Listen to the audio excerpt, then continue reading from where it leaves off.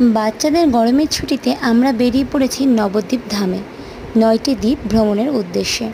এই ৯টি দ্বীপ ভ্রমণের মাঝে আমরা দর্শন করে নিলাম হংসবাহন।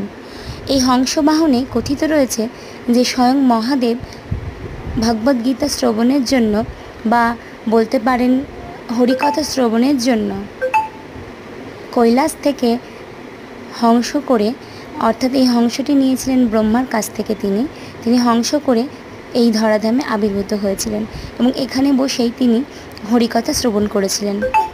আমাদের সঙ্গে একজন গাইড ছিলেন, তিনি বৈষ্ণব। তিনি আমাদেরকে পুরো মাহাত্ম্যটা খুলে বলেছিলেন। তার মাহাত্ম্য অনুসারে ভগবান নন্দীর পিঠে চড়ে যেহেতু ভ্রমণ করেন, কিন্তু নন্দী এখানে আসতে সময় লাগাবে ভেবে ভগবান খুব দ্রুত আসার জন্য ব্রহ্মার থেকে হংসটি নিয়েছিলেন এবং এখানে এই স্থানে এসেছিলেন বলে এই স্থানটির নাম হংসবাহন। এখানে আমরা একে একে জল ঢেলে নিচ্ছি। এই জল যেখানে ঢালছি সেখানে হংস অবস্থিত এবং হংসের ঠিক মাঝে শিবলিঙ্গ অবস্থিত। দেখতেই পাচ্ছেন এখানে সামনে হংসের ঠোঁটটার দিকটা লাল, অর্থাৎ মাটি খুঁড়ে যখন বের করা হয় তখন মাটিতে আঘাত লেগেছিল অস্ত্রের এবং তার ফলে ঠোঁটটি অর্ধেক ভেঙে গেছে।